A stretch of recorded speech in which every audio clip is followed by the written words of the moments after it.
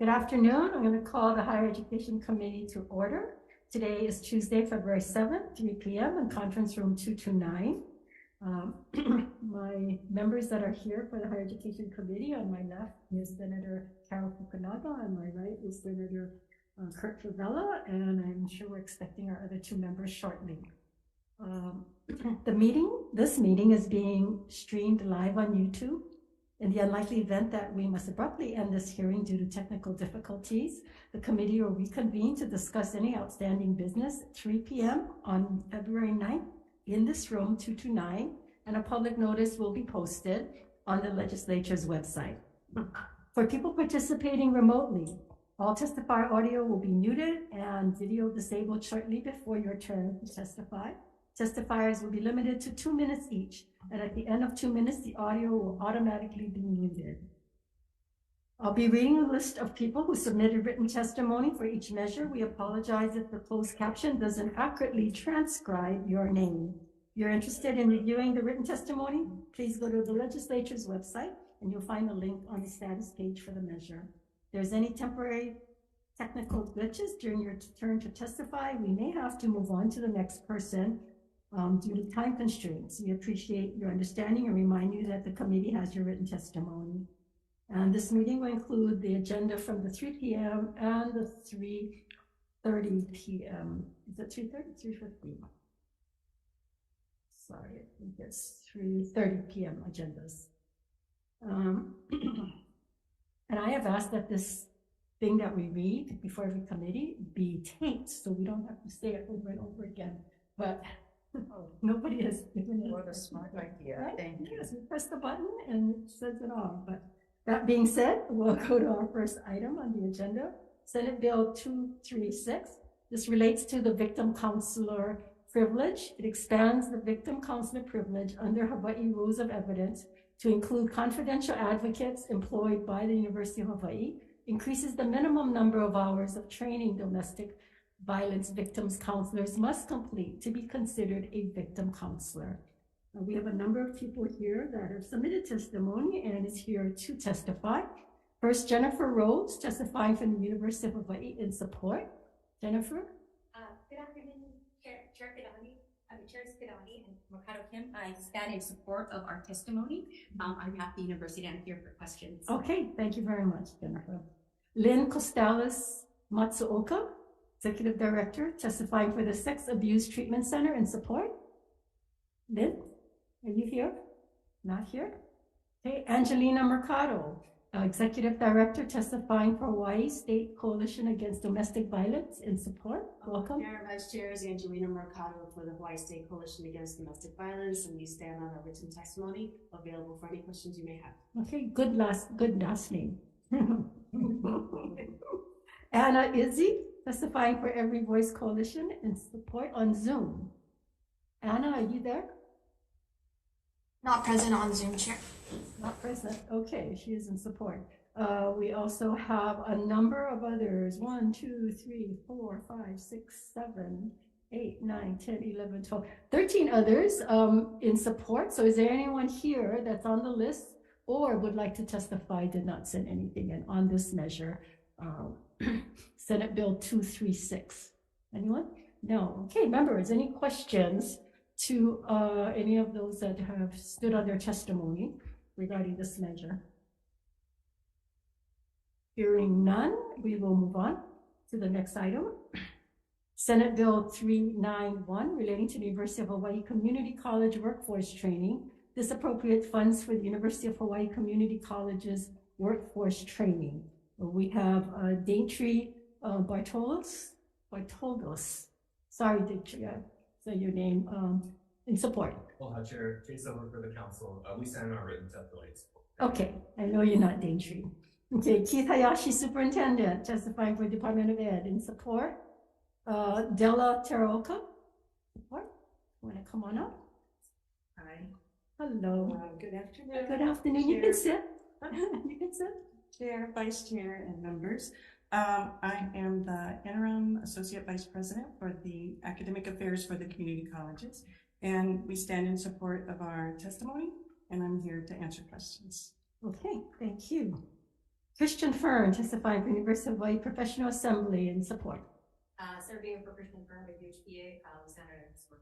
Okay, thank you. And Stephen Schatz, testifying for Hawaii P20 Partnerships for Education. Good afternoon. I stand on the written testimony we submitted in support. Okay, appreciate that. Thank you. Anyone else wishing to testify on this measure? In person or in Zoom? None. Members, any questions on any of our testifiers? Hearing none. Okay, moving on. Senate Bill 742 relating to agriculture. This establishes an educational support associate position within the University of Hawaii College of Tropical Agriculture and Human Resources, Kona Cooperative Extension, and it makes an appropriation. Let's see, testifiers. Anne, okay, let's see if I can say this. Wizorek? Anna Wizorek. That was absolutely perfect. Really? Aloha, Oh Chair. Okay, thank you, Anna. Please proceed. Yes, aloha, Chair Kim and Vice Chair Skidani, rest of the members committee. My name is Anya Wieczorek, and I am the interim dean for College of Tropical Agriculture and Human Resources. First of all, I would like to apologize for not being able to attend in person. I ran into some difficult circumstances which prevented me from coming, but I would like to just stand on my written testimony in support of SB 742, and I'm of course here to answer any questions that you might have. Okay, thank you very much. Chris Manfredi,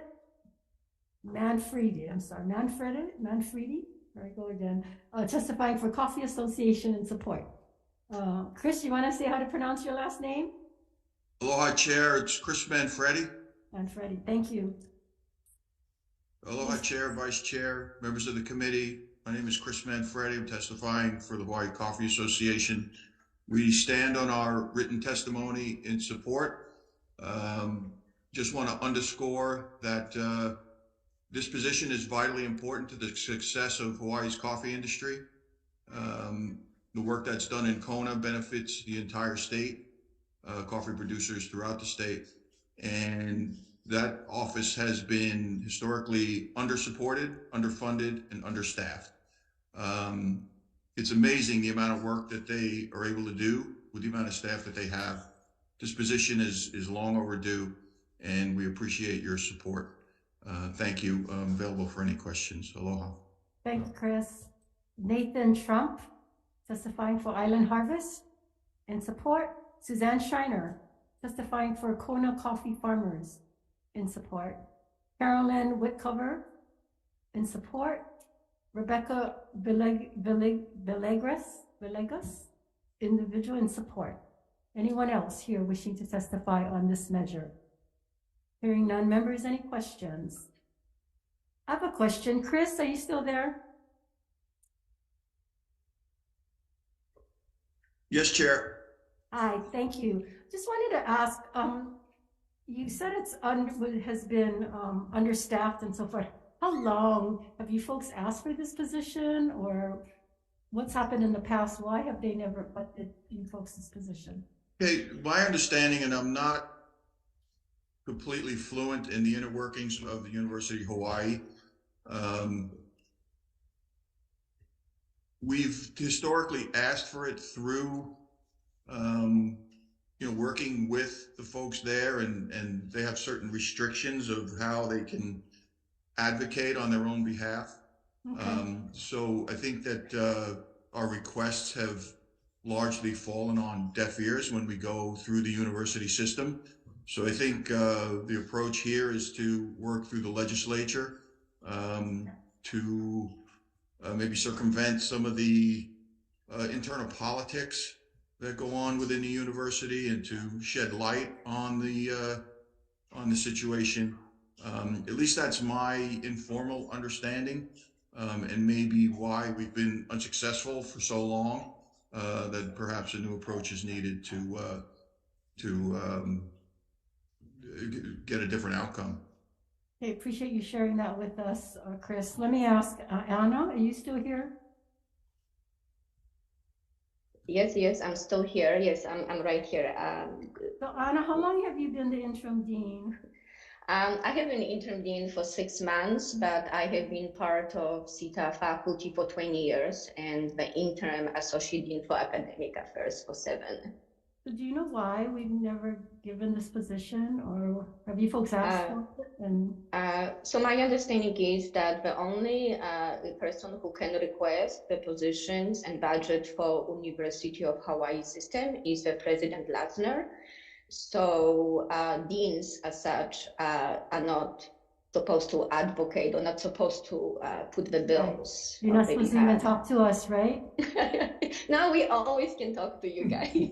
That's not what I was told, but okay. Yeah, but my understanding is that for quite a long time right now, CETA has only one extension agent that is based in Kona, and she's the one that works with the coffee industry and specifically with all the diseases that they're dealing with. Especially the new one, of course. We have a number of scientists, researchers who also work on, finding the research solutions to solve all these problems. But right now, we have only one person in Kona that is doing extension work with our industry. So do you know if you folks have requested this position through President Lasner in the past? So unfortunately, because I have been in this position only for 6 months and Dean is the one who would make this request, I'm not positive. I apologize. I see. Okay, thank you very much. Thank you. I see Stephanie here. Stephanie, are you able to give comment on this or answer any questions? Okay, I guess the concern the committee has is, how is it that some of these positions that is so important to our economy and to our Kona farmers for Kona coffee, that, maybe you did request the positions and we didn't give it, I'm not sure, but can you look into it and get back to us? Appreciate that. Thank you. Members, any other questions? If not, okay, we move on to the next item. Agenda item 4, Senate Bill 959 relating to the University of Hawaii appropriates funds for the Pamantasan Council for 3 full-time equivalent academic and support service specialists. And Amy Agbayani, I don't see her, I'm surprised. I know this is one of her number one. She's on her leave, but not here. Not here yet, okay. Tell her we're gonna defer until, no. Okay. Agnes Malate? Agnes? That's it, right? Okay, you don't want to take more time to allow her to get here? More time. Actually, You have to come up front. Oh, okay, sure. Don't really too much time. I've written in my testimony that I was actually part of the committee that held the first Pamantasan conference in Hilo. And I'm now a veteran, 30-year veteran in higher education. I've worked at the medical school. And I think this bill for Pamantasan, the positions, is really critical to our effort. When we first convened the statewide conference, it gave me such great hope as a young professional, and to see, people who were at the conference, mentors I haven't had the opportunity to be around, being raised in the plantation town of Varna Village. So I think this is very critical to our state, having also worked with, underrepresented groups, especially during the pandemic. It's really one of the key, education is really critical to our addressing many inequities in health as well as education and others. So I hope that you will consider this bill. I know in 2019, you did move positively and act positively on our request. Unfortunately, pandemic hit in 2020 as we were about to offer the position to somebody who was quite capable and has been part of Pamantasan. So I hope you do consider this measure, and we look forward to hearing positive news. Okay, thank you very much. Thank you, Rashid. Quick question. Can I go Sure. through all of them? Yeah, let me get to all of them. Thank you. On Zoom, we have Leon Florendo. Oh, you're here. Okay, Leon, go ahead, please. I don't know if maybe I can drag sometimes from one of the. No, you don't have to take time. No, we have questions and more names to call, so. Yeah. Aloha, Chair. Makado Kim and we can get better chairs. A little bit more culturally sensitive. Chair Makoto Kim and Vice Chair Kidani. My name is Leon Fuimono Florendo. I am here to support Senate Bill 959. I'm also a counselor at Leeward Community College, Waianae Moku, and have been with the university for over 20 years and been working with the Pamatasan Council since I was a college student. I was a recipient of a pre-grad program that supported that. What Agnes was kind of talking about started back in 1988. We did another report in this past year, and unfortunately, a lot of the issues that we addressed back then is still prevalent today. But through the work and efforts of committed individuals who see this as a vital issue, has been taking it upon their added duties. And that's why I'm here today to kind of support this bill and encourage you folks to support the 3 positions. And thank you. Okay, thank you, Leon. We have Irma Pena in support. Irma's not here. Ella May Gamilo. Okay, 1, 2, 3, 4, 5, 6, 7, 8, 9, 10, 11, 12, 13. We have about 20 more individuals in support. Is there anyone here wishing to testify on this measure? I have to call everybody's name, and all of those on here is in support, by the way. And that is not Amy.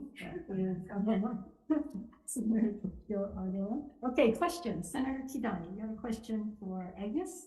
Yes, thank you, Chair. So first of all, my question is, what is Hawai'i Pamatasan Council? What do you do? Council, yes, I'd be happy to address that. We're a network of Filipino and other ethnic groups who are part of this. We're statewide. Students, faculty, staff. The executive committee has been working most recently in the past probably 10 years or even more on the curriculum, because we found that, and that's on top of our regular duties. We find it's critical for those who are learning about community to also know about Filipinos, the culture, the language. And so this, the Pamatasan Council has been very active, beginning in 1988. And actually that came out of the Pamatasan report. That's when a report was done system-wide as to the status of Filipinos in higher education, K-12, as well as the workforce and in the professions. And that out of that report, we identified that many Filipinos are actually in service positions. They are well represented in the DOE, but underrepresented in higher education. And so this is to help provide the services, provide the outreach. And so those 3 positions would be providing staffing for this network that we have, that we do on top of our regular duties. So the council, we call it a council, and it's really more a system-wide community network of Filipino staff, faculty, students, as well as, of course, administrators. I hope that answers your question. So this is to assist Filipino students? And well, we've always been inclusive. So what would benefit Filipino students would benefit Pacific Islanders, Native Hawaiians, and we've always taken the approach that we are integral, we are all integral to our community. And we never exclusively say, this is only for Filipinos. We've held conferences where we talk about issues, concerns, and about education, about economics, about, the social factors. So I think it's in a community where 1 out of 4 Filipinos, 1 out of 4 in the community are Filipinos. I think many of them are actually intermarried with other ethnic groups. So you touch on Filipino, it will impact, a larger community, the larger community. But it's to help the students at the university, or Yes. Okay. Yes. So their components, helping students at the university as well as outreach, so that those who are in lower grades, secondary, and even primary, when we have conferences, are able to see what the possibilities are. And they have these role models. So it's really looking at the pathway to help students navigate. So those are primarily for Filipino. I think when we say Filipino, you know how we have Asian studies and we have Japanese. So these courses are open to everybody. So it's not primarily. What kind of courses? Like, for example, Philippine studies, as well as cultural language classes. So these are now courses that's currently offered. They've offered it at Maui Community College, as well as definitely UH Manoa and Leeward as well. But how does Filipino studies help the students navigate through to become more in higher education and teach? Yeah, I think you might have heard of the Filipino Curriculum Project that the high school students have pushed for that.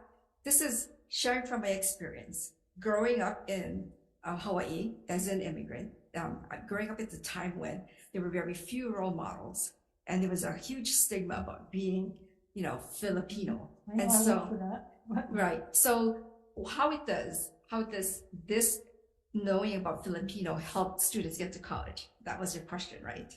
So knowing about with a sense of identity, a sense of, because oftentimes there's a shame to, being from a certain background. And for me growing up, I've had that stigma. But I did take an ethnic studies class in high school where I learned about the different cultures. And I think by teaching and educating people about the diversity of our cultures, that helps us in terms of building that confidence on who we are and what we're able to achieve. And so I think learning about that, and, we learn a lot about the other ethnic groups and the positive things that they have contributed, but we often do not know that about Filipinos and some of the milestones that they have been part of in our state and the contributions they've made in our state. So I think this instills pride in our culture, and it gives us an opportunity to know more about the diverse cultures of Hawaii and the contributions. Thank you for that. I don't deny that. Right. I think that though, well, there's Amy, but I think that maybe, 10, 20 years ago, this was probably more needed than now. Not that it's not needed now, but I know you said that you help other, not just Filipinos, but I know that right now in the schools particularly, we're having big issues with Micronesian students because I think they're feeling the same way as that, the new Filipinos felt decades ago. Yes. So do you have you helped any Micronesian students? Yes, I actually, in my different roles, I work at the medical school. So I work with Micronesians. I travel throughout Micronesia. She's talking about and more recently, the Pamantasan.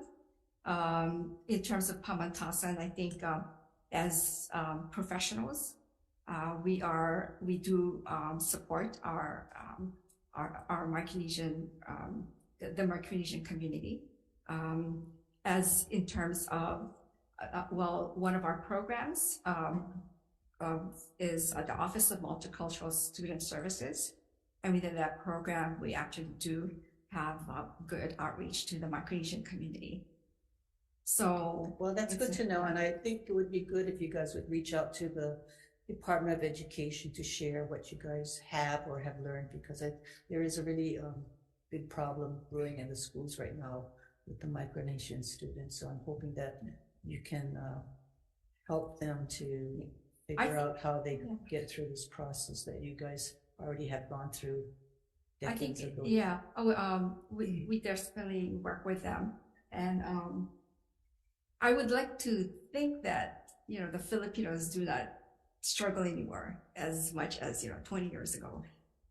But in my previous efforts working with Philcom Cares, it's a Filipino outreach project addressing COVID during the pandemic. I recognize that there are still a group of people, Filipinos, immigrants, who are struggling. And looking at the struggles, challenges of these two groups, I really do agree that we can help each other. And during the pandemic, in Waipahu, our Philcom Cares group did work with the Marshallese EMCO, Community Organization of Hawaii, and we see how dire it was. So in terms of our efforts for the funding that we get, we did reach out to the group. And so a lot of my colleagues throughout the system, we recognize and really do feel that for our Micronesian, community, it really is really tough for them. And whatever we can do, I believe, what benefits Pamatasan benefits our community, and we would collaborate with them and have. Thank you for that. Okay. You can grill Amy now. And they give the opportunity we went through all the testifiers, but we'll allow you to come and give us your seal. Mahalo, maraming salamat. You have my written testimony, and I just wanted to follow up on our efforts as professionals, retirees, and so forth, and our outreach to the Micronesian and other Pacific Islanders. For example, as you know, I've been working with the Filipino Legislative Caucus, and one of our bills, which was heard yesterday, which we supported, and most of the testifiers were Filipinos, and with the Pamatasan Council, is that for one position for Pacific Islanders in the Office of Youth Services. So we actively provide support. Most of the seed programs, for example, we got multi-million-dollar programs from the federal government. For example, the Gear Up program, which we've had for more than 12 years in different schools, are at low-income communities, such as Kali and Waipahu, where for example, in Farrington, the student body is, I think, close to 60% Filipino, and the Pacific Island students are about 15%. And so we have, for example, in Gear Up, we asked for funding for Ilocano language teacher and a Samoan language teachers. So I just want you to know that we do feel that we have the ability now and some experience to reach out. Amy, do you think that you could probably reach out more if your council's name was more broadened, so others felt like, the Micronesians and maybe Samoans might not identify with Pamatasan? Well, I understand that. On the other hand, they could, like when we have Hawaiian names, it doesn't mean it's only for Hawaiians. No, I understand. Yeah, and also we have changed our Office of Operation Manong became Office of Multicultural Students to do exactly what you just mentioned. But we do have the SEED program at the university, which doesn't identify any ethnic group and reaches out to all these ethnic groups, in addition to other underserved, non-traditionally at the university. So we do that. But I think the other thing is, if it were another name, then it also doesn't help us with our big efforts for this very large ethnic group. And it's also got a history of 30 years of being that name. And so we would love to keep it. In the past, you've asked for 2 positions, right? And then you're asking for 3 now? A long time ago, I think 2020, many of you were on the committee, we asked for 4, and you were able to get 2. But then because of the pandemic, we didn't get 2. But the report that you have there identifies 3. One would be actually Leeward, and that would be more helping with the curriculum and dissemination and coordination among the community colleges. And the other one would be at Maui, that would help also with all campuses. And the one at Manoa would do a lot more also. Okay. And Manoa is very, very underrepresented. Okay, thank you. Members, any questions for Bayani? No, thank you. Okay, we will move on to our next item on the agenda. Senate Bill 1413 relating to University of Hawaii resident tuition fee requires a tuition residency rules University of Hawaii to grant the resident tuition fee for enrollment to any University of Hawaii campus to individuals who have graduated from Hawaii high school and are enrolling in an undergraduate degree program under certain conditions. Keith Hayashi, Superintendent, in support. Farah Marie Bones, testifying for University of Hawaii. On Zoom, Sarah? Farah, rather? Aloha, Farah. Hi there. Aloha, Chair Kim, Vice Chair Kidani, and members of the committee. Farah Marie Gomes, Associate Vice President for Student Affairs within the Office of the Vice President for Academic Strategy. We stand on our testimony, and I'm open to any questions that you might have. Mahalo. Okay, thank you.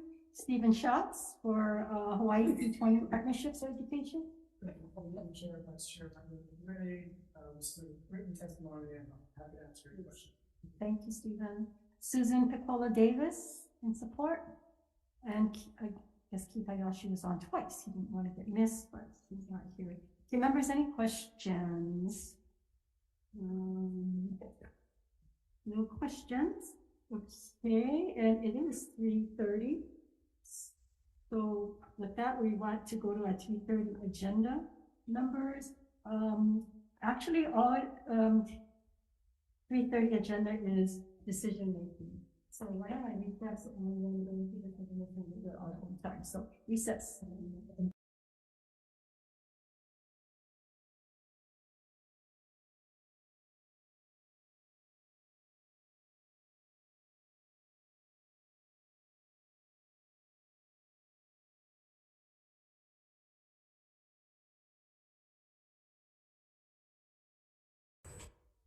We want to call back to order the Committee on Higher Education for decision making, starting off with Senate Bill 236. This is the relating to victim counselor privilege. The chair's recommendation is that we pass this item out as is. Any discussion, members? If not, the chair votes aye. Recommendation is to pass Senate Bill 236 as is. Chair votes aye, Vice Chair votes aye. Senator Fukunaga. Aye. Senator Keith Agaran. Yes. Senator Favela. Aye. Measure is adopted, Madam Chair. Thank you. On Senate Bill 391, relating to the University of Hawaii Community College workforce training, the recommendation is to pass with technical and non-substantive amendments. Any discussion, members? Hearing none, the chair votes aye. For Senate Bill 391 to pass with amendments. Chair votes aye, Vice Chair votes aye. Senator Fukunaga. Aye. Senator Agaran. Yes. Senator Favela. Aye. Measure is adopted, Madam Chair. Thank you. Senate Bill 742 relating to agriculture, and this is for the Kona Cooperative Extension. Recommendation is to pass with technical and non-substantive amendments. Any discussion? Hearing none, chair votes aye. Senate Bill 742 to pass with amendments. Chair votes aye. Vice Chair votes aye. Senator Fukunaga. Aye. Senator Agaran. Yes. Senator Favela. Aye. Measure is adopted, Madam Chair. Thank you. For Senate Bill 1413 relating to University of Hawaii resident tuition fee, the chair's recommendation is to pass with amendments. On page 3, members, I'd like to add the language, in order to qualify for resident tuition fees, an individual shall not have claimed residency in another state, nor applied as a resident of another state's university institution of higher learning. So the 2 years, if they graduate from high school, automatic, they don't have to fill out the forms. But if for some reason they go and decide they want to go to University of Las Vegas or whatever, and they apply and become a resident, pay resident tuition, and come back within 2 years, then it wouldn't apply. Any discussion? Hearing none, chair votes aye. This is for Senate Bill 1413. Yes. Pass with amendments. Chair votes aye. Vice Chair votes aye. Senator Fukunaga. Aye. Senator Agaran. Yes. Senator Favela. Aye. Measures adopted, Madam Chair. Thank you. And you got one. Did I miss one? Senate Bill 959, did I miss that? Yeah, Ms. Oh, I missed Hamatasa? Oh, how did I do that? I'm sorry. Senate Bill 959, a recommendation is to pass it pass as is. Any discussion, members? That's the Pamatasan Council. Chair votes aye. Senate Bill 959 to pass unamended. Chair votes aye. Vice Chair votes aye. Senator Fukunaga. Aye. Senator Agaran. Yes. Senator Favela. Aye. Measures adopted, Madam Chair. That wasn't done, wasn't calculated, by the way. For Senate Bill 547, members, this was a short form measure, and we did post an SD1. So today the recommendation is to amend Senate Bill 547 to the proposed SD1, and then this measure will be agenda to be further considered at a hearing on February 14th. So any discussion? Hearing none, chair votes aye. For Senate Bill Senate Bill 547. Senate Draft 1, passed with amendments. Chair votes aye. Vice Chair votes aye. Senator Fukunaga. Aye. Senator Agaran. Yes. Senator Favela. Aye. Measures adopted, Madam Chair. Thank you. There is no other business before this committee. We are adjourned.